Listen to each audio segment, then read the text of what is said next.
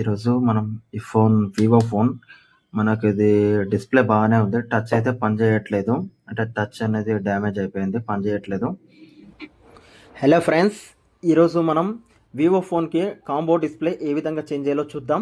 దాంతోపాటుగా మనకు లో క్వాలిటీకి కొంచెం మంచి క్వాలిటీకి ఉన్న డిఫరెంట్ కూడా ఈ వీడియోలో చూపిస్తాను. ఈ వీడియో నచ్చితే లైక్ చేయండి, షేర్ చేయండి, మన ఛానల్ సబ్స్క్రైబ్ చేసి బెల్ ఐకాన్ ఆన్లో పెట్టుకోండి. నేను ఆల్రెడీ ఒక డిస్ప్లే తెచ్చుకున్నా, అది సెట్ చేసి ఒకసారి చెక్ చేసి మనకు టచ్ కూడా బాగానే పనిచేస్తుంది. టచ్ కూడా మనకు పాస్వర్డ్ తెలియదు కాబట్టి ఎమర్జెన్సీ కాల్లోకి వెళ్ళేసి 1 2 3 4 5 6 7 8 9 10 11 12. ఫ్రెండ్స్, ఇక్కడ చూస్తే మనము ఇది ఓల్డ్ డిస్ప్లే, ఇది మన కొత్త డిస్ప్లే. దీనికి డిఫరెంట్ ఏంటంటే, ఇక్కడ చూసినట్టయితే ఇక్కడ ఇది చూడండి, ఇక్కడ స్ట్రిప్ అనేది దీనికి ఇంత పెద్దగా వచ్చింది, దీనికి మాత్రం చిన్న ఉందన్నమాట. చూడండి, ఇక్కడ చూస్తే స్ట్రిప్ ఇక్కడ నుండి ఇక్కడ వరకే ఉంది. ఇది వచ్చేసి మనం ఇక్కడ నుండి ఇక్కడ వరకు అంతే ఉంది. అంటే దీనికి చాలా క్వాలిటీలో కానీ చాలా డిఫరెంట్ ఉంటుంది. ఇది కొంచెం మనకు క్వాలిటీ చూసుకోవచ్చు. ఇదంతా జిగ్జాగ్గా ఉంది, దీనికైతే ఏం లేదు అట్లా. ఇది K2 SK రాయల్, ఇంకొకటి P2 అని కూడా వస్తుంది దీంట్లో. ఇలాంటి వాటిలలో తీసుకోండి. ఇదైతే మనకు నార్మల్ డిస్ప్లే. ఇదైతే కొద్దిగా రేట్ తక్కువ ఉంటుంది. నాకు కొంచెం క్వాలిటీగా మంచిగా స్టాండర్డ్ ఉండాలి కాబట్టి ఇది తీసుకున్నా. ఇది HD ప్లస్ అని అయితే వచ్చింది. అది ఫేక్ ఫేక్. చాలా మంది ఫోన్ ఇచ్చిన తర్వాత ఏం చేస్తారంటే, మాకు తొందరగా చేసేయాలని అంటారు.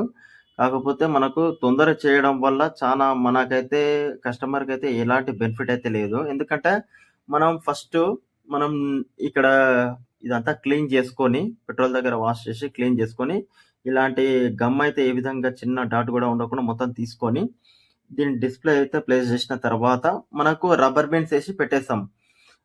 మనకు తొందరగా కావాలన్నప్పుడు ఏం చేస్తారంటే, ఒక 2 నిమిషాలు రబ్బర్ బ్యాండ్స్ వేసి తీసి పెట్టేసినప్పుడు ఇది అనేది కరెక్ట్గా ఫిక్స్ అవ్వదు.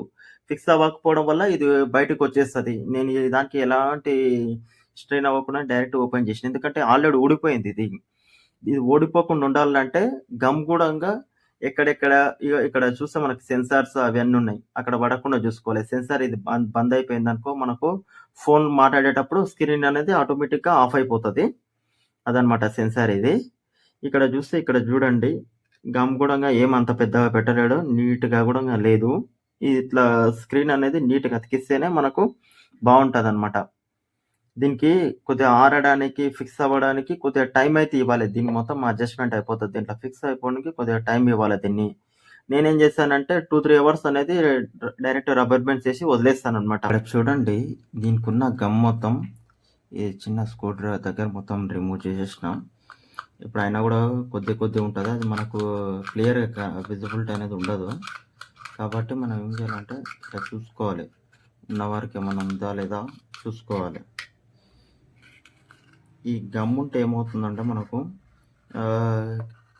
డిస్ప్లే అనేది కొద్దిగా ఎత్తు తగ్గులు అనేది వచ్చేస్తుంటుంది, అట్లా రాకుండా చూసుకోవాలి. ఇక్కడ గ్లో అప్లై చేస్తున్నాం. అది ఎక్కువ అప్లై చేస్తే మనకేమవుతుందంటే, అక్కడ ముద్దలా ఫామ్ అయిపోయి మనకు టచ్ పైన, డిస్ప్లే పైన ప్రెజర్ పడుతుంది. కాబట్టి ఎక్కువ ముద్ద లేకుండా, ఎక్కడ గ్యాపులు లేకుండా నీట్గా అప్లై చేసుకోవాలి. కెమెరాస్ దగ్గర, సెన్సార్ దగ్గర మనం చూసుకొని అప్లై చేసుకోవాలి. ఇట్లా అప్లై చేసుకున్న తర్వాత మనం డిస్ప్లేకి ఫస్ట్ చూసుకోవాలి. కెమెరా దగ్గర మనము స్టిక్కర్ అయితే వస్తుంది, ఆ స్టిక్కర్ లేకుండా మనం చూసుకొని మనం అతికించుకోవాలి. వన్స్ అతికించిన తర్వాత మళ్ళీ తీస్తే మనకు ఖరాబ్ అయిపోతుంది. కాబట్టి ఫస్టే అది చూసుకోవాలి. ఇప్పుడు డిస్ప్లే పెట్టేసి 4 రబ్బర్ బ్యాండ్స్ వేసి దాన్ని వదిలేసేయండి. ఆరిన తర్వాత మనం బ్యాక్ ప్యానల్ అనేది మనం ఫిట్టింగ్ చేసుకోవాలి.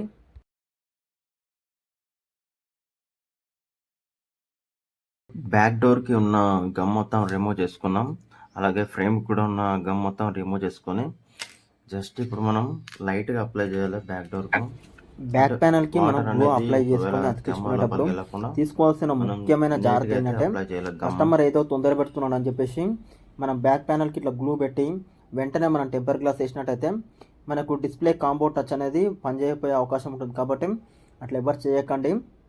ఈ వీడియో నచ్చితే లైక్ చేయండి, షేర్ చేయండి, మన ఛానల్ సబ్స్క్రైబ్ చేసి నాకు సపోర్ట్ చేయండి. ఇలాంటి మంచి వీడియోస్, టిప్స్ మీ దగ్గరికి తీసుకొస్తుంటాను. మనం ఈ మొత్తం రిపేర్ మొత్తం కంప్లీట్ అయిపోయిన తర్వాత ఇప్పుడు ఫైనల్ అవుట్పుట్ వచ్చేసి మనకు ఈ విధంగా వచ్చింది. డిస్ప్లే అయితే వండర్ఫుల్గా అతికిపోయింది, మంచిగా నీట్గా అతుక్కున్నది. దానికి రెస్ట్ ఇచ్చేసి మనం టెంపర్ గ్లాస్ కూడా ఫ్రీగానే వేసిస్తున్నాము.